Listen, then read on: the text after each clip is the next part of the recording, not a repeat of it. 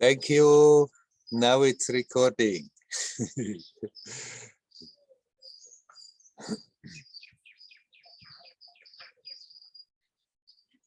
Forgot again.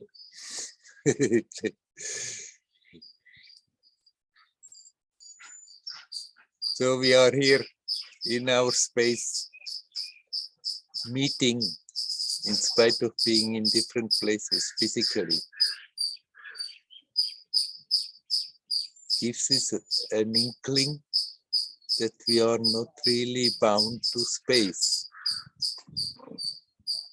A slight imitation of our spacelessness.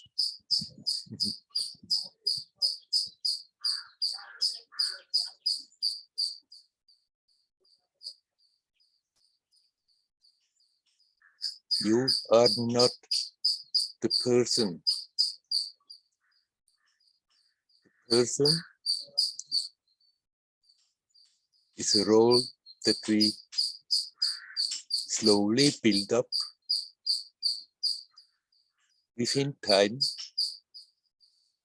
growing up in this world, identifying with the body, a name, a character.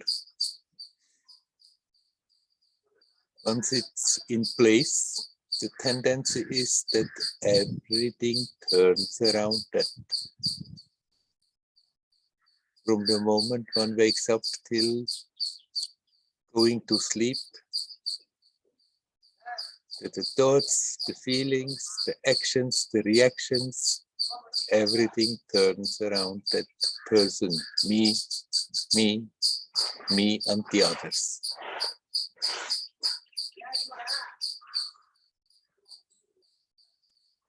We've forgotten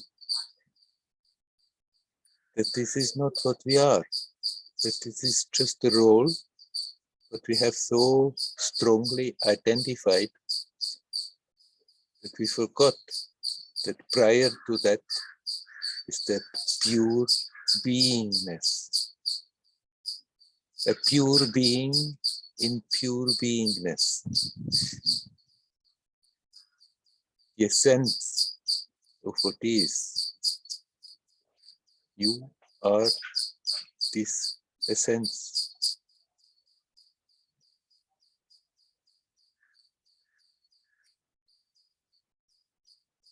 That's why everybody is somehow aware something is missing, something is not quite right. There should be more to my experience. And then when we grow up, all these goals are being put in front of us. What we have to do, what we have to achieve.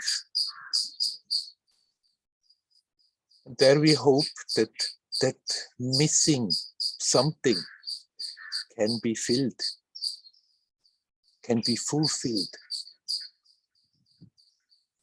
If we make our career, if we do well in the world, if we achieve something, get some wealth, get some property, with the family, and whatever we are doing, that nagging feeling is still there. Something is missing. Momentarily, we may overplay it by looking for kicks, by looking for enjoyments, by fulfilling desires. Momentarily, it feels, everything is quite all right, but very quickly that nagging feeling comes back. Something is missing, something is not quite right. Because deep down, we know we are so much more than this person. This person is not apart from us, but it's an expression on this level within this time-space continuum through which we connect on this level, because there is that basic matrix there, that so many different beings can project in the same place and interact. So there's nothing wrong with the person. What is wrong is that we so much identify with it that we forget what we are. It's like if we would identify with our phone. Now we can do all these video calls, but nobody thinks I'm the telephone. It's just the instrument with which I can connect with the other being.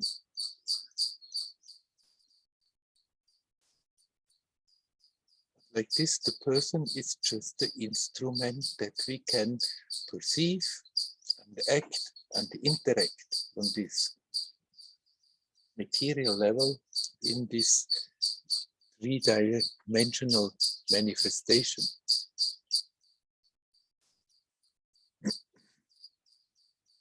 That's why that nagging sense comes back. Is there in everybody. Something is missing. Something is missing. And however much we try to fill it up with material achievements, with name and fame, with relationships, with whatever, always it's coming back. Something is missing. What is missing is simply that awareness that we are prior to that person, that we are so much more than this person. Timeless, spaceless, birthless, deathless, just temporarily projecting in this world through this person.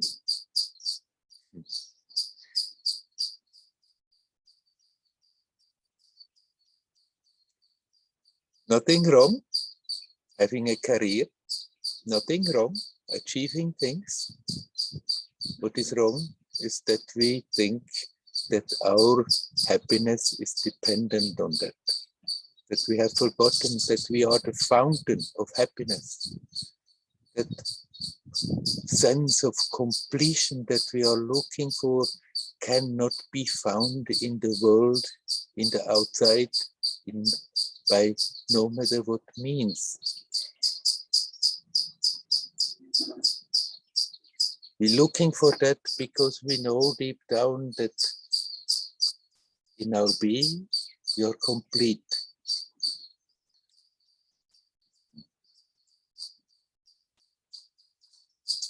The happiness comes out of our own being.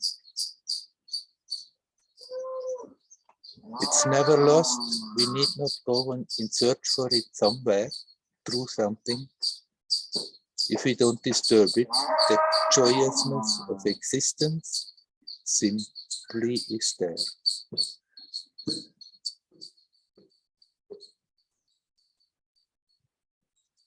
So the most important thing that we can do is to remind ourselves, to learn to bring the attention back in the right, turn the attention in the right direction.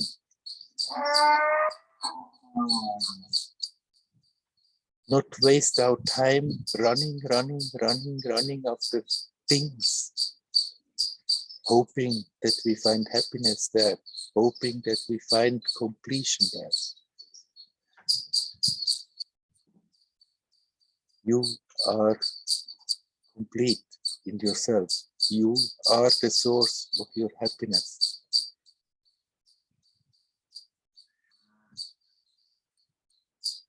Somehow, it should be natural that we feel and think like that all the time. But somehow,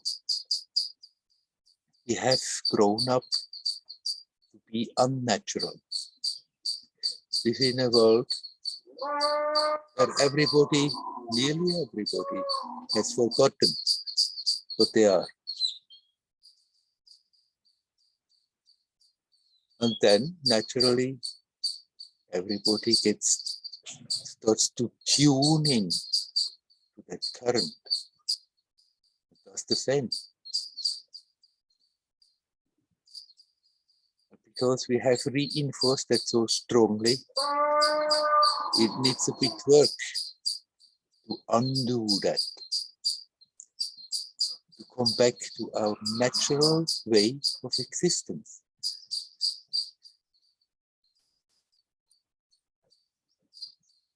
If we really are fed up with suffering, if we really are fed up with having that sense of something is totally missing, there is only one direction. Back to the essence, back to the source. How we are doing it doesn't matter. There are all these techniques, all these ways, all these paths. They are all helps. The essence of it is that we find a way to bring the attention back to that which makes the experience possible. That is the most important job. If we do that, then at the same time, playfully, we can go for a career. We can accumulate more possessions, knowing, okay, they are there. It's part of the game. They are temporary. The moment I'm withdrawing from that, my projection, the moment I'm withdrawing from that plane, it's gone because everything stays there. But I am.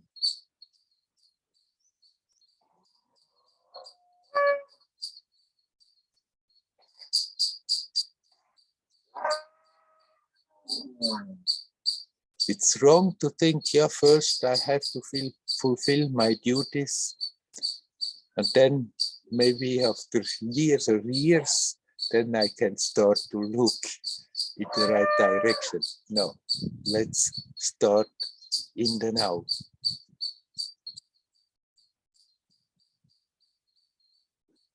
And again, in the now.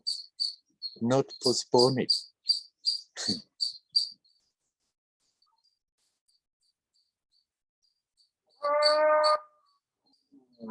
Then we can play our role in this theater of the world, playfully, knowing it's not really what I am.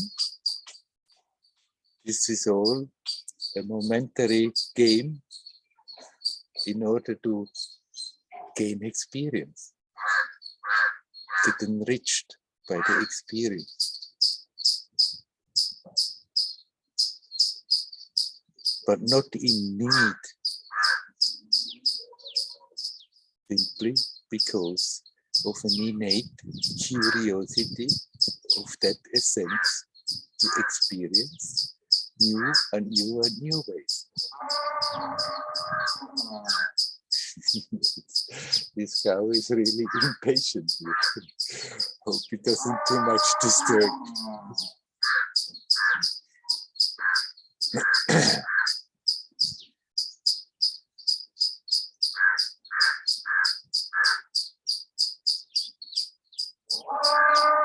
This is the one thing that makes so totally sense how to spend the time and energy. And yet, out of habit, we forget about it. We forget about it and forget about it. So there's no other way but to remind ourselves and remind ourselves and remind ourselves. Bring the attention back and relax. Until it sticks, until it becomes natural. And effortlessly, one is aware, no matter what is happening, there is always that purity, that innocent purity that is prior to that is not affected by it.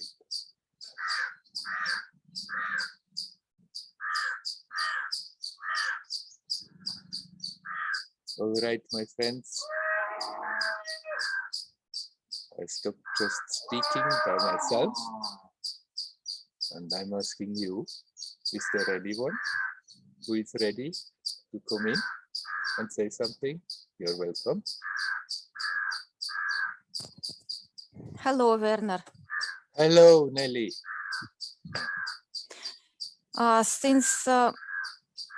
Since we have funeral of my mom some days ago, I have a lot of questions about death, and at first I want to share.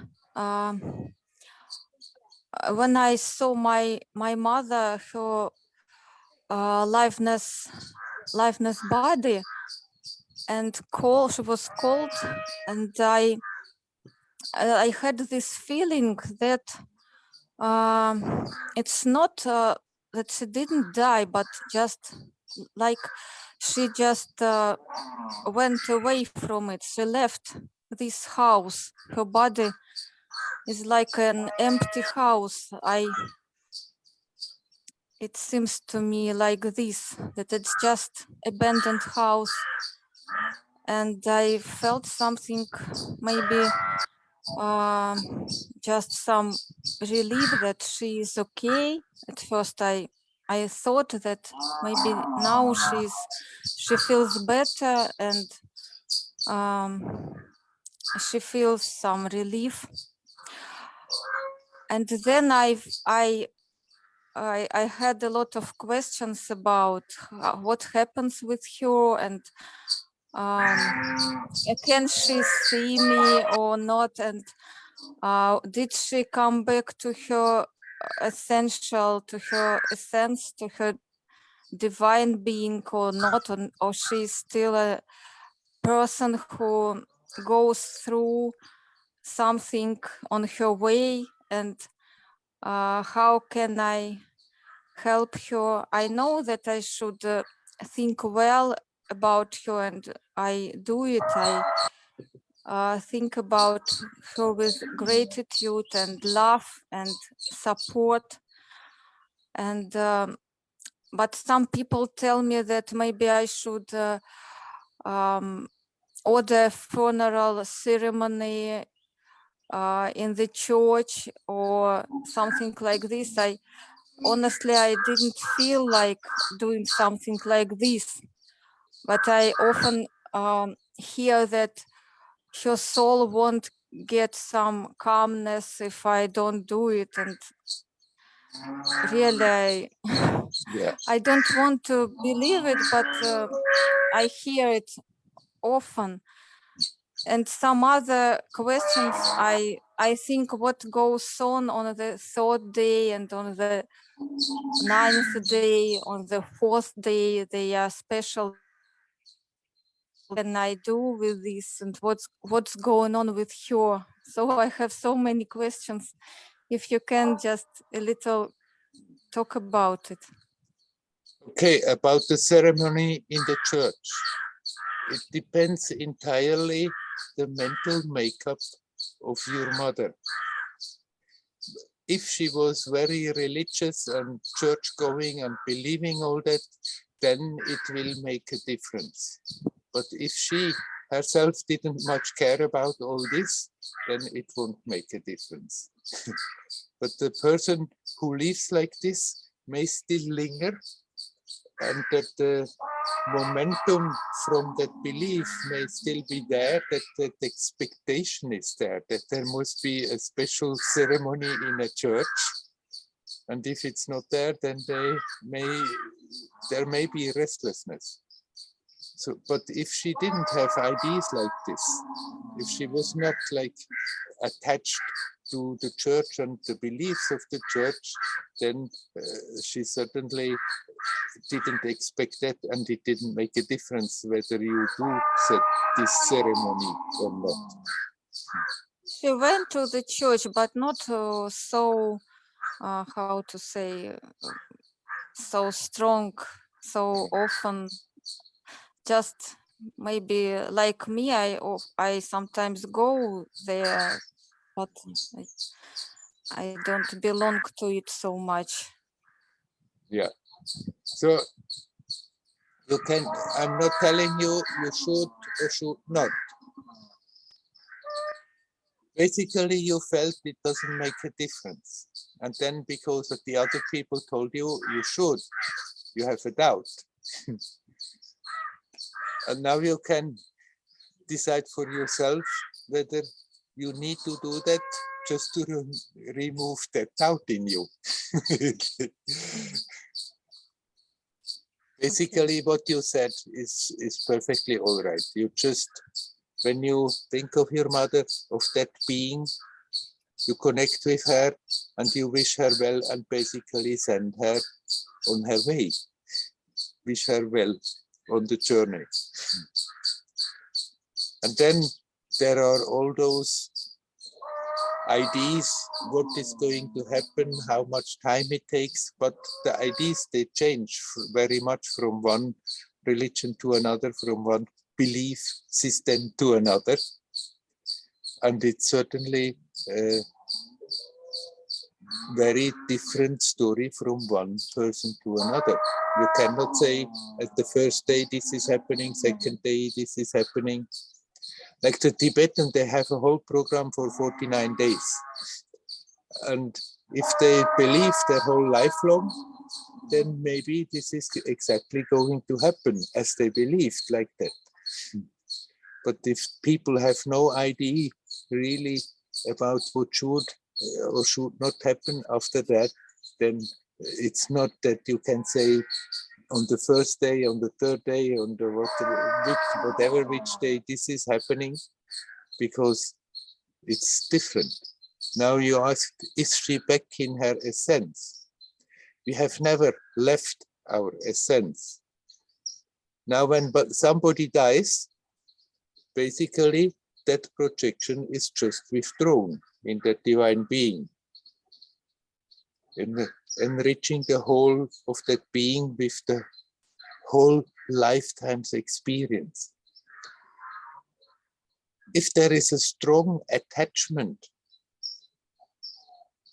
when somebody dies to that personality and the things that maybe should still be done or not, then that may go on for some more time and keep that person somehow in a subtle way in this space locked. And time is different on a subtle level. It can go very quickly. It can go, according to our understanding, quite some time. But the inevitable outcome is that eventually that person will be withdrawn in the essence.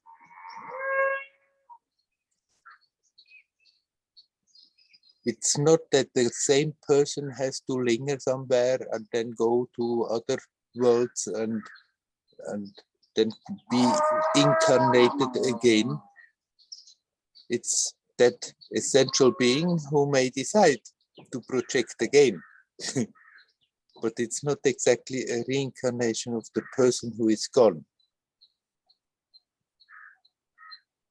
For you, it's good if you just rid yourself of any doubts and don't think, what should I do? What should I do? What should I do? If you have basically a benevolent feeling for her, if you have basically good wishes for her, that's enough.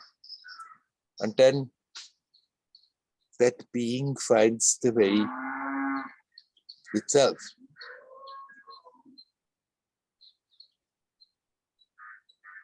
If you think too much that what is now exactly my duty, then you're creating a heaviness for yourself in this situation, which is also invariably something that you will send to her.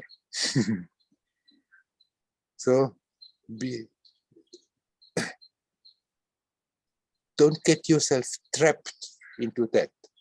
Now again, I say, because of the ceremony in the church,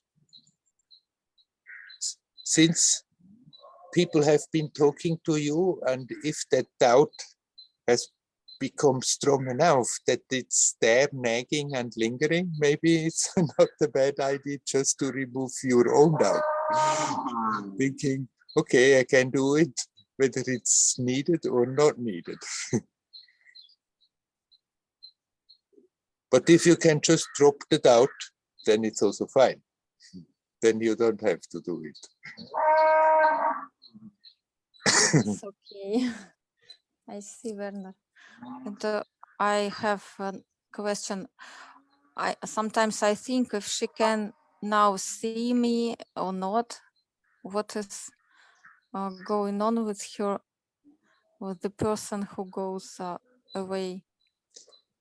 If that person still stays around for some time in a subtle body, then they can see you.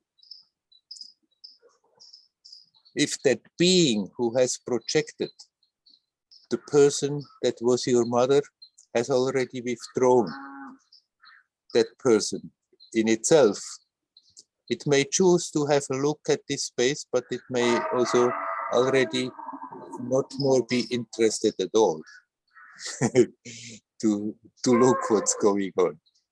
But the rule is from the subtle world, the material world can be relatively easily seen, while vice versa, it's not so easy. Most of the humans are not capable of seeing the subtle worlds. Okay. Thank you, Werner. I can tell you my experience when my father died. I was then in the cave. I knew that he's not well. My sister wrote me and I wrote back, but I'm here in the middle of something. I'm here in the middle of something and I'm not coming now to Switzerland. But from the time that letter came, I connected every day with my father and hoped, tried to send him healing energy. I didn't think that I can heal him from his cancer, but just in the hope that he suffers less. Both that on the physical level, I sent as good as I could healing energy, and on the mental level, an energy to help him to feel more at rest, at ease. And it felt that connection was very strong and it worked quite well. I don't know whether my father was ever aware of it, but for me it felt very strongly it's worked. And then one day it felt funny on the physical level. Somehow it felt very funny. Like the connection doesn't want to work, but mentally it worked. And then I got the message, a telegram came that he had died. But then I still connected with him and I felt that connection is there. And also the next day, again, I connected with that person that was my father before. And I felt a strong connection. And I was sure he, wherever he was, that being, now he was very aware of that connection. And I sent as good as I could my best wishes and good feelings. And then the next day I connected again. And somehow that being that had been my father was already so far removed from this level. Well, the day before, I felt a great warm welcome when I connected. And then the third day, when I tried to connect, then it connected somehow, but there was the feeling like I was an unwelcome visitor. That, like, why is this guy still coming and disturbing me? Like that being was already so far removed from this level. Then I understood, okay, I wished him well, wherever his journey went and let it go. And that was basically then the end of our father-son relationship. Yes, I see. Thank you, Werner, for your experience and for what you said me about it. I will listen it again later. Yes, so I wish you well. Be strong. Okay, thank you very much, Werner. Hari Om. Hari Om. Hari Om.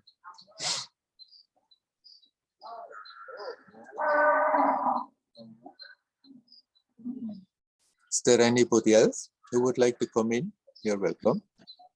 Hello. Hello, Hi. Leora. Hi. I've been thinking about this subject the last few days, life and death.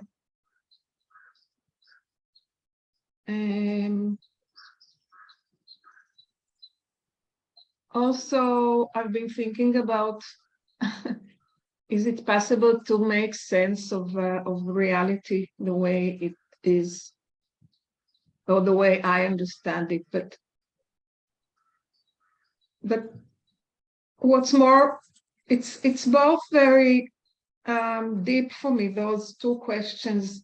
But since this subject about life and death came up, somehow I felt that, also because you actually spoke about it when you started, this vague idea, not idea, vague something, thoughts, that there's no difference between life and death, and actually, like, there's a name, there is life, the way we know it, and there is death, the way we don't know it, and we have so many questions and ideas and fears and habits about it, and but what I felt was that this essence, this pure being, is there anyway when I'm alive and when this body is dead. Yes. It's there anyway. Yes. So, and like what I've been hearing from you for all these almost 3 years now,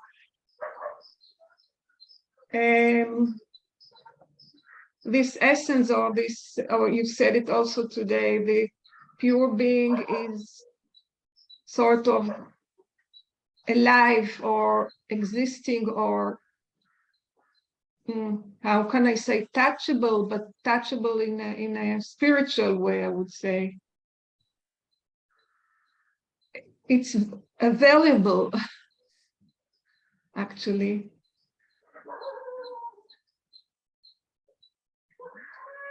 All the time.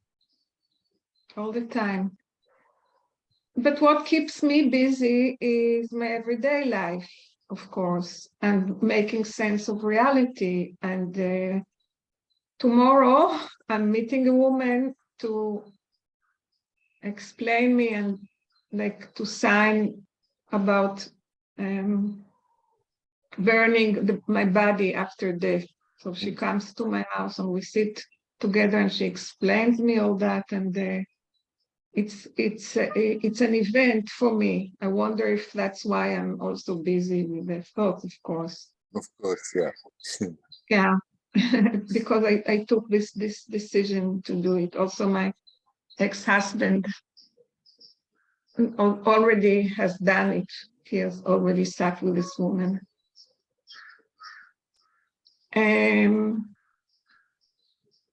And also, of course, because the reality is difficult nowadays, really, really difficult. And we tend to use extreme expressions to describe actually, specifically in Israel, what is happening. Everything is really, really extreme. All the voices are very extreme. It was so a bit optimistic, well, a bit not so sad, I would say. I thought, well, it's the same. It's not better, it's not worse. Life and death is not better than the other or worse than the other somehow. It's like, but it was a very fine, delicate, windy thought, you know, that I like went through, because I can't really explain it or have more words even to describe it. Yeah. It's sort of continuation. It's a sort of continuation of something much bigger than me. Right. Yeah. So I'm not really asking anything. I'm just like describing, and maybe you can comment. Yeah. Of course, when the person is getting older, the thoughts are coming more about death. That's natural. And especially now that you face that event, that you have to make decision what's going to happen to your body, then that fact is present that sooner or later everybody gets out of this world. Now you mentioned repeatedly reality and meaning with reality, that which is not so real. Yeah. That we are so sure that this is the reality. But actually the reality is that divine being that you are. And this is a momentary show. And right now, in this matrix, it's intense, it's extreme, but it's not the reality. It's just that possibility to be in it, to experience, to gain experience, to become stronger and to grow. If that is the priority, then even in a time like this, it's losing its spikes, its sharpness that can feel so hurtful all the time. Then, okay, it's intense. That's a great possibility to be intensely aware. And then, of course, it's a good challenge, in spite of all the turmoil, to be capable to connect with the benevolence, with the light, and try to bring something beautiful into the story.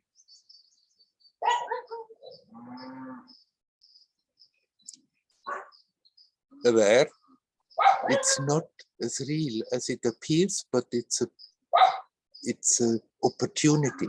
It's an opportunity to learn, to grow, to become deeper aware, and collect something very precious in course of the process.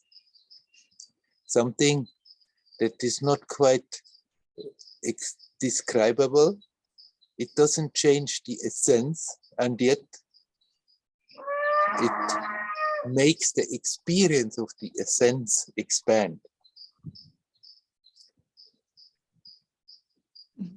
Naturally, then in our own life, when we think of that, it looks like something huge, tremendous, and everything that is connected with it, like what you are going to do now, the paper that you are going to sign.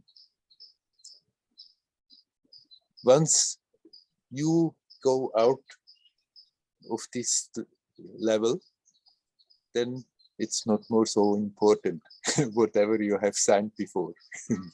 But for now, it's good to sign it, that which you feel is right, then it puts your mind at peace.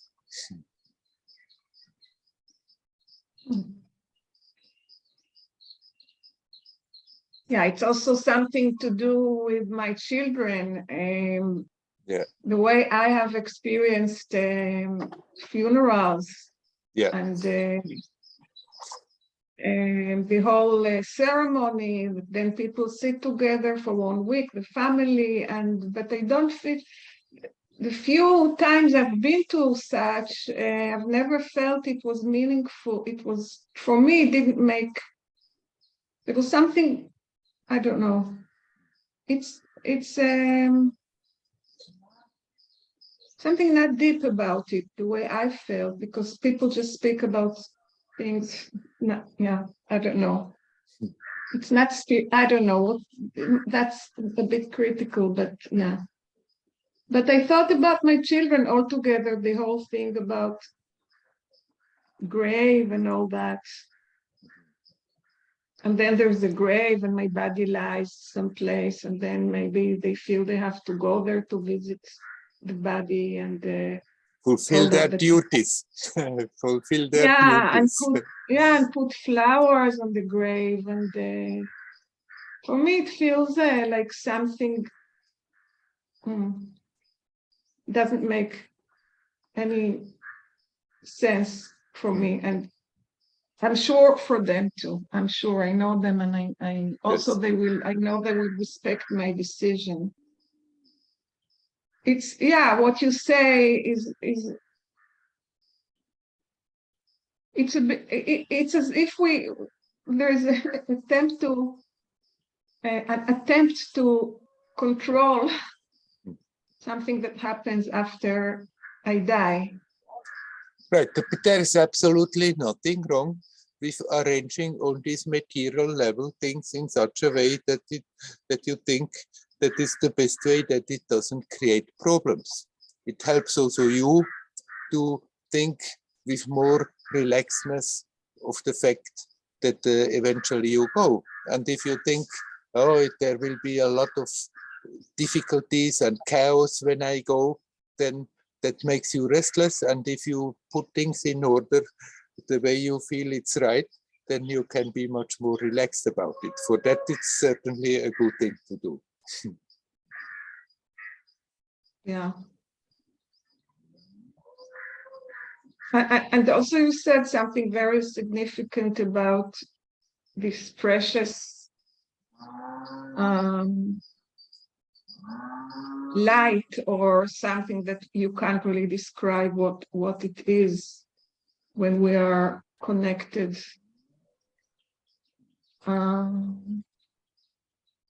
It's very subtle, and I feel a bit scared to let go of having to take care of life the way I do, even the everyday life, like food and whatever, laundry.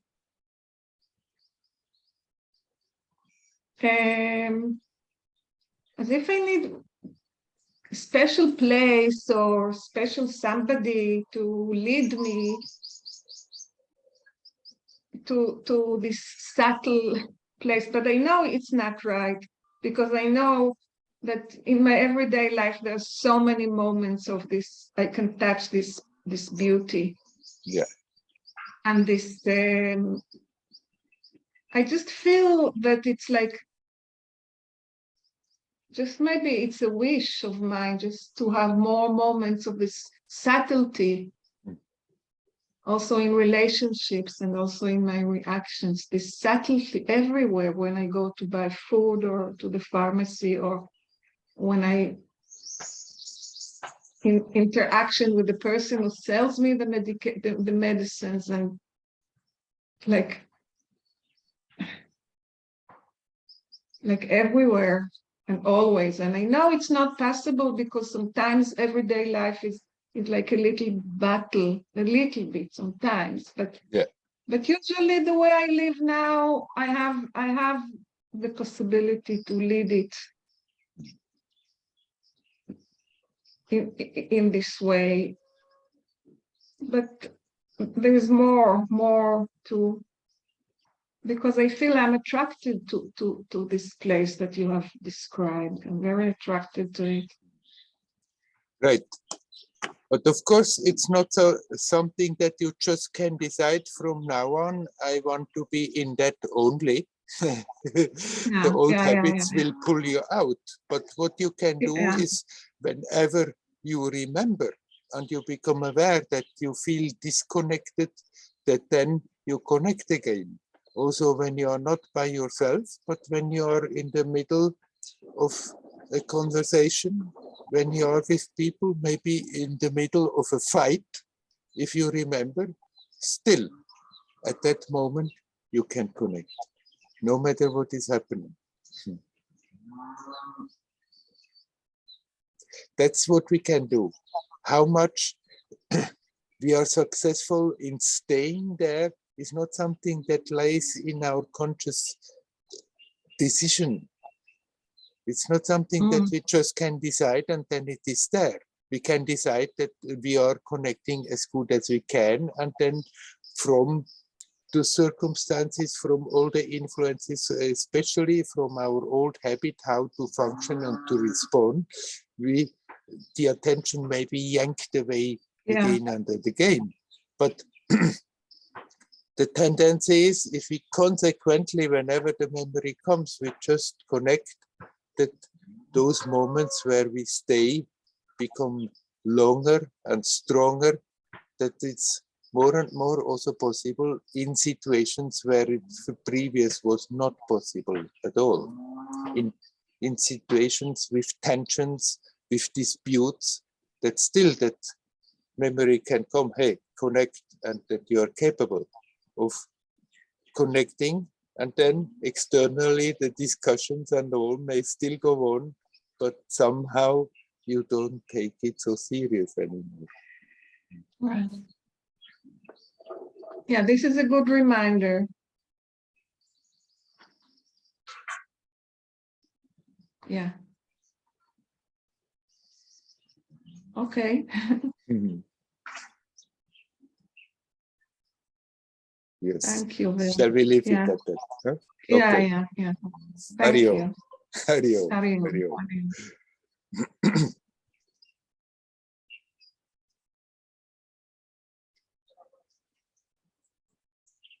Okay. So again, I'm asking, is there anybody else who would like to talk? You're welcome to come in. Hi, Werner. Hello, Andreas. Can you say a little bit about the intention for like meditation or connecting? Because a lot of times I feel that like my habitual identification with my body and mind is very much leading the meditation, or the question is more like, is it helpful to, to open up? And can I form some kind of good intention, or is this already something that, it doesn't make much sense? Yes, it does. You can start out with a good intention, and then it can become just a habitual routine to meditate. And it's a good thing to check yourself. What is really my intention? Why am I doing this? And if you become clear that, yes, this is a great help to become more conscious, to connect with what I am, instead of being just that person that is repeating old patterns a whole lifetime long. So the intention is being yourself, being natural, becoming aware of your birthright, of being a divine being and not a limited separate personality.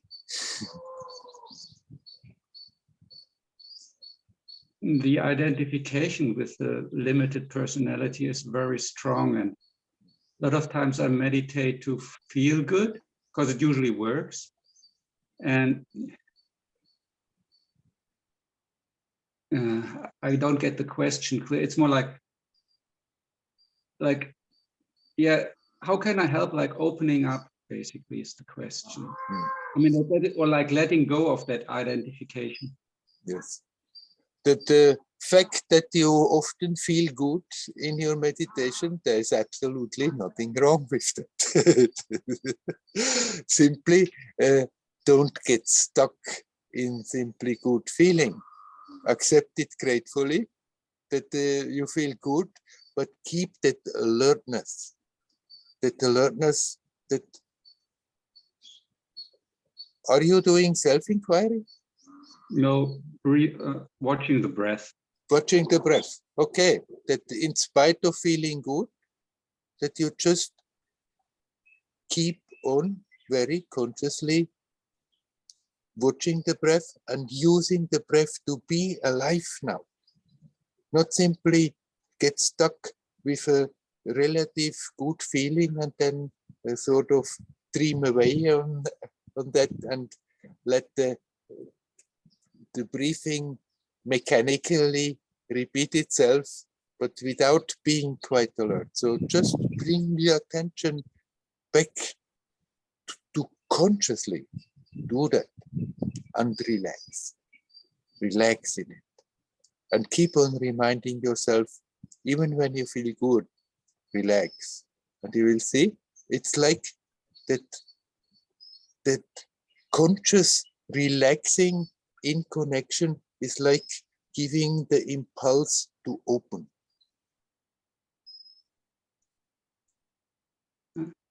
Sometimes if there's like a little opening happening, and I try then to just like rest in awareness or rest in being, and going away from, but then a lot of times I go like a little bit watching the breath, then opening up and staying with that feeling of light and being.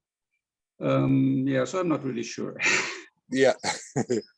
Anyhow, the key is to keep the alertness, not to get sort of dreamy, half sleepy on a nice level.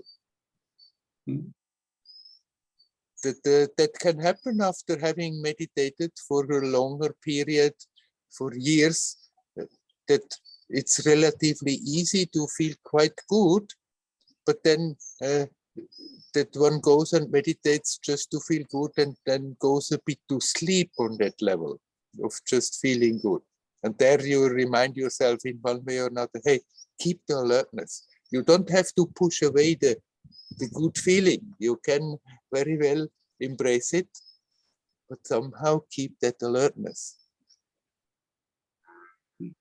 Yeah, I'm going back and forth between like the attention of the breath is something that is, I mean, I don't focus on one point so much, but it's more like concentration to like in a little bit like narrowing, and the other is much more like opening up and the problem is that I'm always identified with how it's going on and like if I'm doing it good or bad and stuff like that.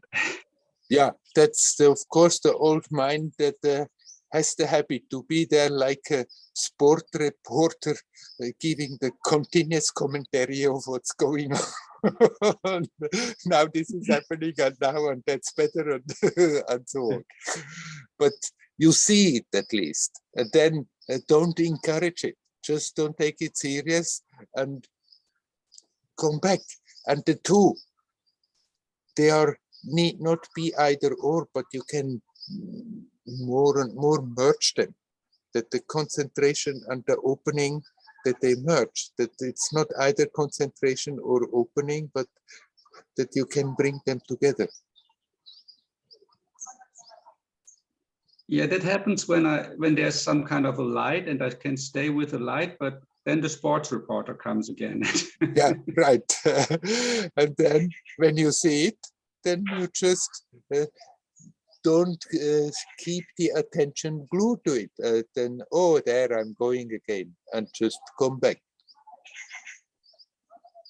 For me, and many times for people, it has been helpful to choose a point in the body where to center.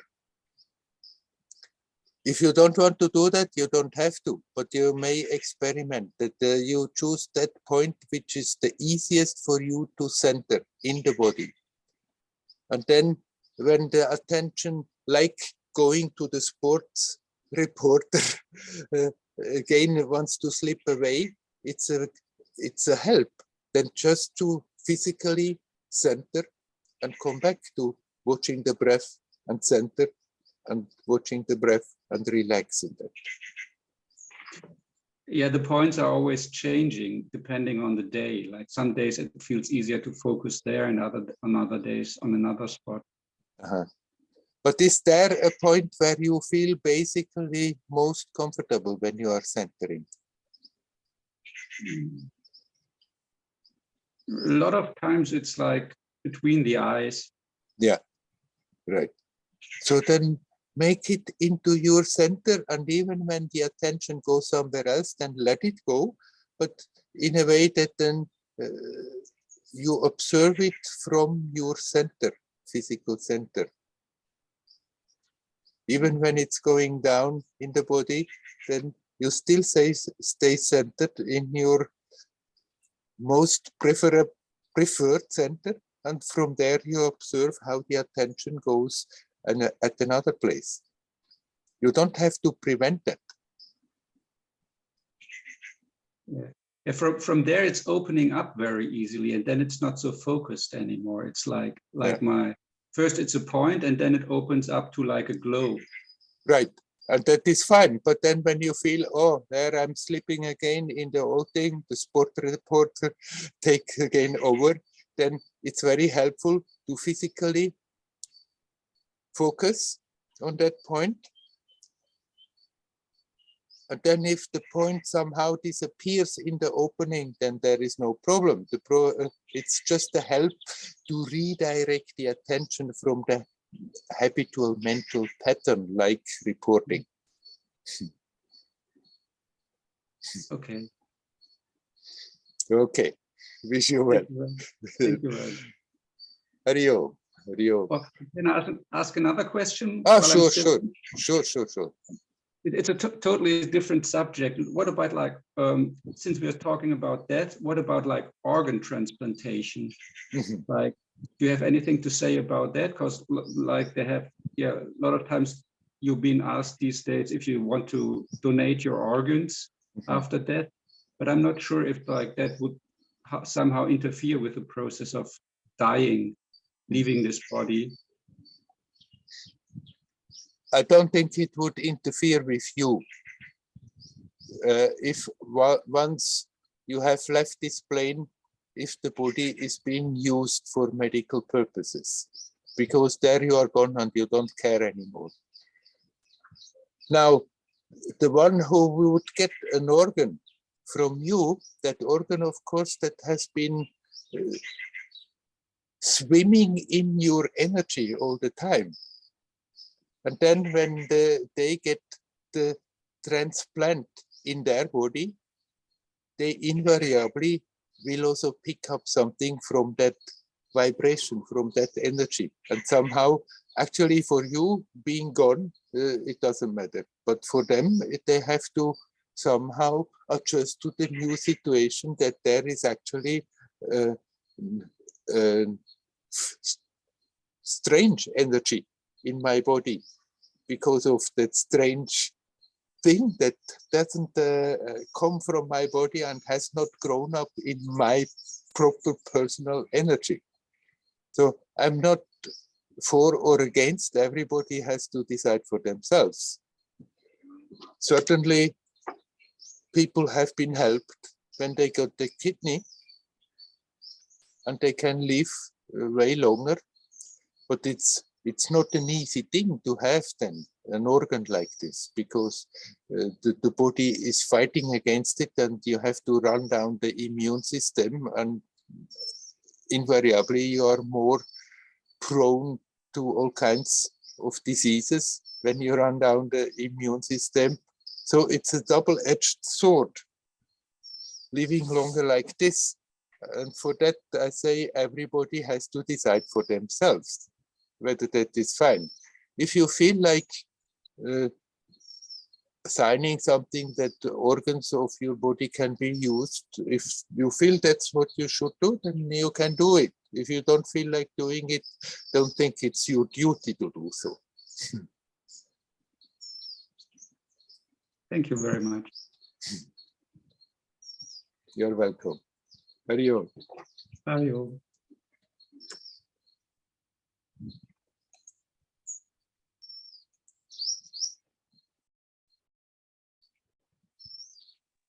Hello. Hello. Hello, Hazel. Hello. So I have a question. My body's a bit sick right now. And I feel like so much sickness just comes from like a psychosomatic place. Mm-hmm. But I feel like when I try to understand like where is this specifically coming from, it's like opening this Pandora's box of like psychic. There are a lot of and possibilities. And you know, so much of it just becomes this imagination Mm-hmm. of like, and you know, I don't really know. I have ideas and feelings, you know, so I feel like maybe in a way it's helpful to know where it's coming from, so I can just really, you know, be conscious of what that pattern or whatever is, but also just gets very confusing. And so also too, like focusing on like healing energy and healing the body and doing that feels good, but it also just feels like, you know, it's in favor of like sickness versus, you know, light or healing or health. You know, and in the end, it doesn't really matter. They're just the same energy. So am I like avoiding something by focusing on healing? Am I like avoiding, you know, understanding something deeper by just like bypassing the sickness and just, you know, instead of surrendering to it and just experiencing it for what it is, you know, focusing on making it go away? No, you don't. You have every right to heal yourself. in the process, sometimes some things that are strongly connected with what is happening have to come to the surface. But if that is the case, they will come. You don't have to go, as you said, then you open up to that and there is a jungle. You can get totally lost in it. No, you have totally the right to heal yourself, and that capacity of that inner healing will increase in time, and it's not that you're running away from something if you are using that. Even if the disease is somehow connected psychosomatically to something, and if you heal yourself, then without chewing through that thing also may be resolved. And if it's not, and coming back, and if it's necessary, it will come to the surface. It's not, you're not preventing it by consciously focusing on healing yourself. If in the process of healing it's necessary, it may come, and then you may give it attention and whatever, do whatever needs to be done with it. But you don't have to go and search for that. Otherwise, you can get lost, and every little headache, you can start to scratch your head and think, what the hell is maybe this meaning again? And sometimes people ask me that when I said, sometimes there is something in the body. What does it mean? I said, it doesn't mean a damn thing. It's just hurting there. Right. And if people who do that, then they do get lost in their imaginations. And instead of helping the process to get rid of that, you can get totally entangled on that level. And that subconscious, with all its possibilities, it's a jungle. There's no end to it. You can go and find there a bit something and try to resolve it, and find there a bit something, and you can go on forever. No, be here, be now. And if your body, if it doesn't feel right, then don't handicap yourself by having doubt whether it's right or not, to heal yourself. By all means, heal yourself. Make yourself healthy on all the levels, physically, energetically, emotionally, intellectually, as good as you can. That is your natural way of existing. And if something needs to be taken care of, it comes all by itself. I mean, you need not block it away and think, no, I don't want to know anything about causes and stuff. You can be open, but you need not go in search for it. Okay. Okay. Thank you. You're welcome. Hari Om. Hari Om. Deal.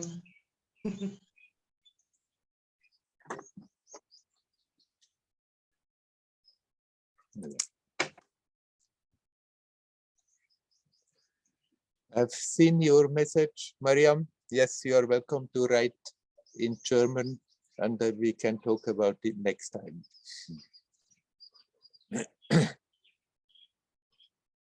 Is there anybody else who would like to talk? You're welcome to come in.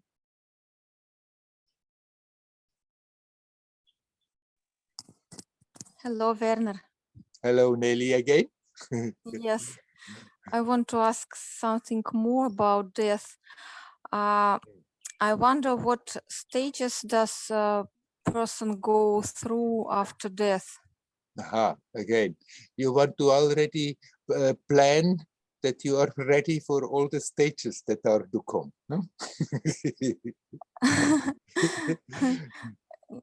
Yeah, I wonder what is this way that they go through? Is Right. it something not, difficult? Or... No,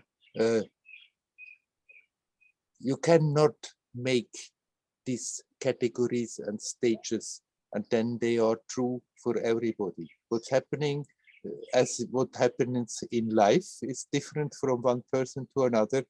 What happens with that is also different from one to another. The basic rule of thumb, open up to yourself, to the essence. And if that is too abstract for the one who is dying, open up to the light. And then everything will be taken care of and made easier. If one dies with fear, that creates trouble. Then that fear may create scenarios that one has to go through, one that are not really necessary to have to go through. So it's not that you have to learn the stages and prepare yourself.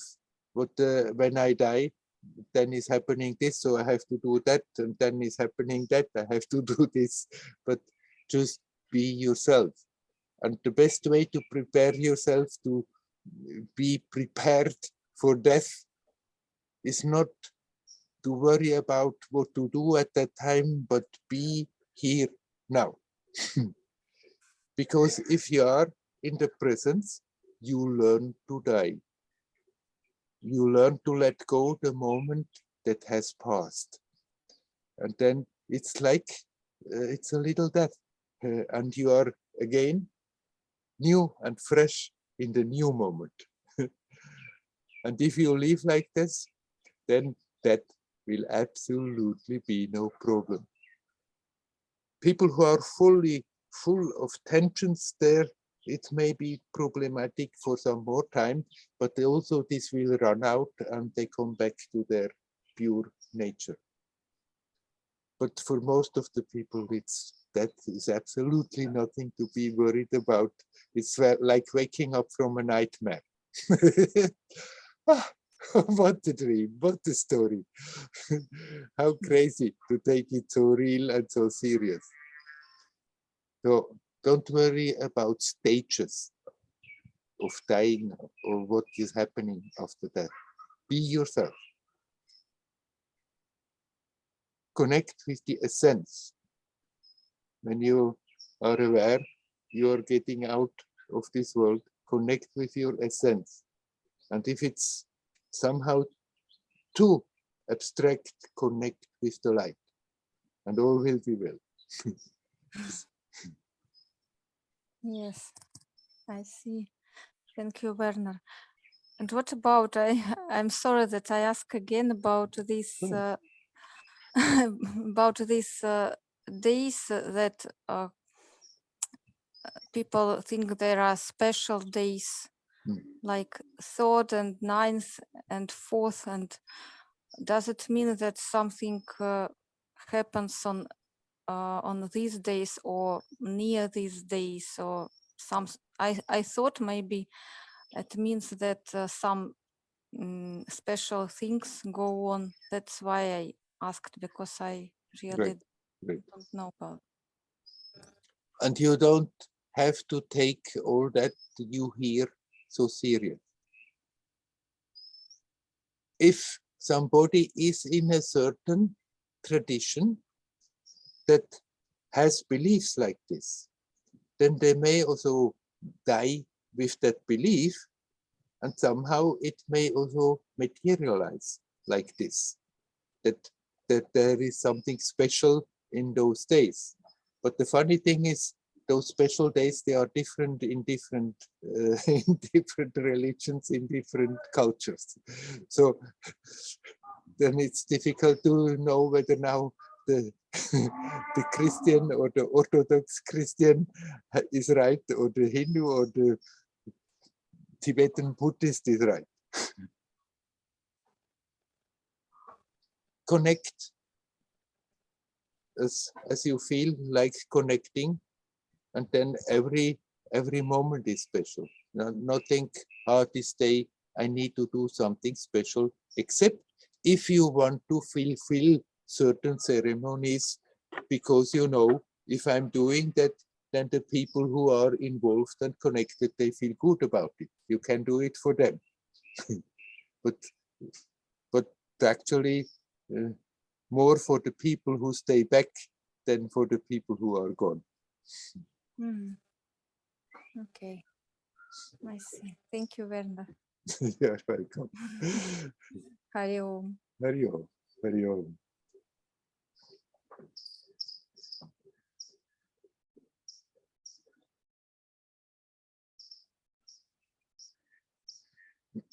What I just said before is actually quite important.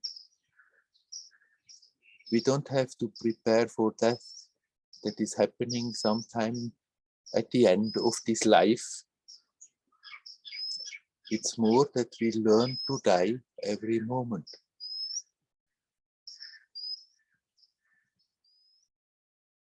And what does it mean to die every moment?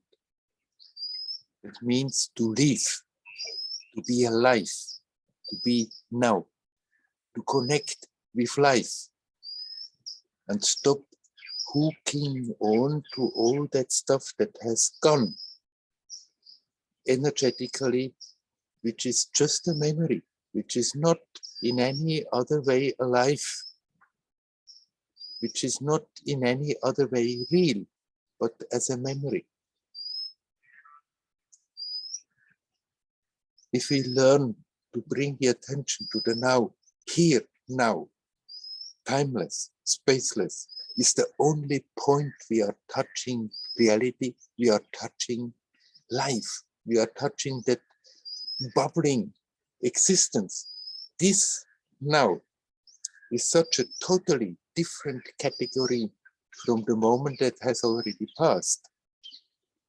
And what I mean with learning to die every moment is learning to let go what is past and be alive.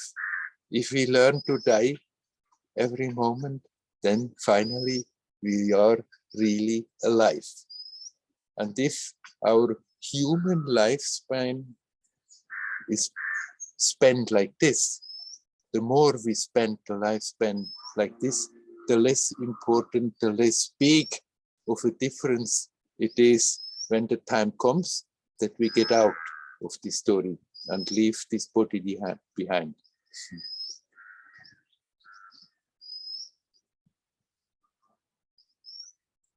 Now, sure, there are cultures and they have their ceremonies. And even if we not necessarily believe it's so necessary for the departed being to do this, to do that, to do this, to do that, we may decide to do all kinds of things just because we know that other people who are also involved on the expect certain ceremonies. We can do them, not so much for the one who is gone, but more for those who are still here and expect that these ceremonies have to be done, thinking if they are not, something bad is happening to the one who is gone. Like here in the rural India, it's still very traditional happening. When somebody dies, then there is big firework and the drums are coming. So it's not a silent affair, but it's rum ba dum ba dum. And people are expected to express their grief. And then they push themselves, especially the men are allowed to be a bit more silent about it, but especially the women, it's like for them, it's a bit the possibility to have their catharsis, because they sometimes push themselves real in hysterical crying and doing all kinds of things. But then the people expect that this is being done, thinking that the person who has parted will be very angry if this is not done, if one is not making all this noise and these crackers and these drums and giving loud expressions.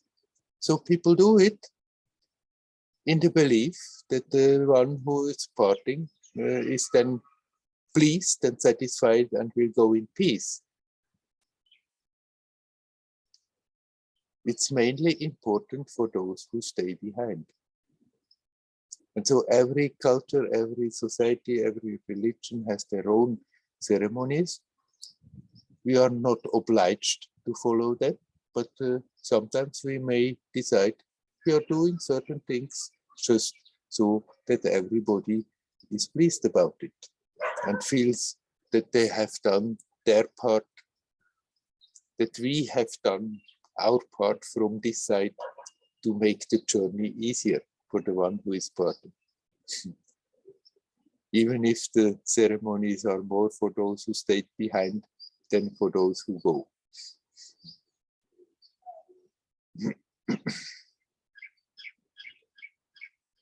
Okay, we have a little more time. If there is another question, we can go into that.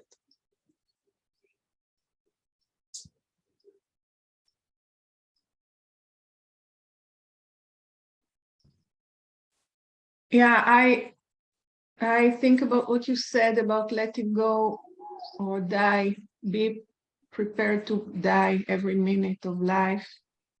I remember many teachers saying that to us. So I just wonder, I just want to say that I have a very strong feeling now how radical it is to actually so-called compare letting go of shoes that I really liked and they're now worn out, and letting go of life, because yeah, I have this belief, or the way I grew up, that dying is really terrible. And but also somebody told me that now they have developed all kinds of scientific methods or medical stuff to prolong life, so people can live until they're 150 or so. And I asked the person who told me that, why would I want to live until I'm 150 and live on medication, and they fix my body, the heart, and so it doesn't really seem very appealing to me. Yeah. So it's like, actually, it's the fear that is so dominant in our life, to lose things and not to get what we want, and to want more, and to, as you said before, more money, more this and more that. And the way you described it is like life is just like, okay, get used to letting go, moving on to the next moment. And as I described before also, like this sense of just like connect to the stream. There is like a stream of life. It's the light or the way we want to express it. So I'm just saying, yeah, it's very radical listening to all that, very radical. I mean, I've heard it before, but now you like, yeah, your way of talking about it, and we talk about it here often. When you started now, you said, but it's quite something different to think of letting go of an old pair of shoes, or or letting go of life. Right. But nobody asks you to let go of life. No. Eventually, you will let go of the body that is expressing life on this level. But you connect to life, and you need not let go because you can't. You are that life. You are that consciousness. There is no way of letting go of life. There is simply a way of letting go of the body when it's worn out like an old pair of shoes. Exactly. Yeah, okay, thank you. That's very clear. That sounds very clear. Now see how something in me accepts it, whatever consciousness or emotions. And very good. Yeah. Okay. Yeah. Hariom. Hariom. Hariom. Yeah. Hariom. All right. Let's stop our satsang of life and death with that for today in a rather light mood. Hariom. Hariom. Hariom.